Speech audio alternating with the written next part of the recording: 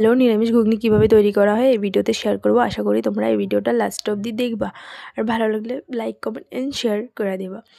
Hello, welcome to my YouTube channel. এই যে দেখো, আমি ফার্স্টে আলুগুলো ভাজা নিছি, মানে ভাজা হইতাছে আর কি।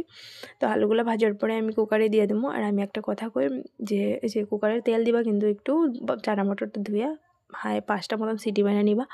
তারপরে মানে আলুগুলো ভাজার পরে দেওয়ার পরে মানে যখন আমি মানে সম্বাসটা লাস্টে সম্বাসটা দেওয়ার আগে মানে যেটা দেয় আর কি, জিরা, আদা শুকনো লঙ্কা দিয়ে ভালো করে তেলটা গরম করে নিতে লাগে। তারপরে এই যে দেখতে দেখতে দেখো আমার আলুগুলো ফ্রাই হয়ে গেছে, আর আমি আলুগুলো দিয়ে দিছি।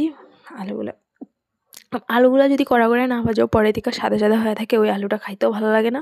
আর ভাজতে দিলে একটা মানে সিটি মারাম না, তো ওইটার মধ্যে একটা স্বাদ গন্ধ সুন্দর হয়। এবার একটু চিনি ছিটাই দিবা। যে ঝাল কতটুকু জানি না, আমি 2টা কাঁচামরিচ দিয়ে দিছি, আর যে বসাই দিছি। এদিকে আমি মশলা রেডি করে দিতেছি, জিরা, যে এটার মগজদানা হয়, আর লঙ্কা, যে আদা সব দিয়া টমেটো সব দিয়ে পেস্ট করে লিছি। আর পেস্ট করে তারপর আমি ওই যে গরম মশলা একটু আছে, এটা ছিটছে নিছি, আমরা গোটা খাই তো।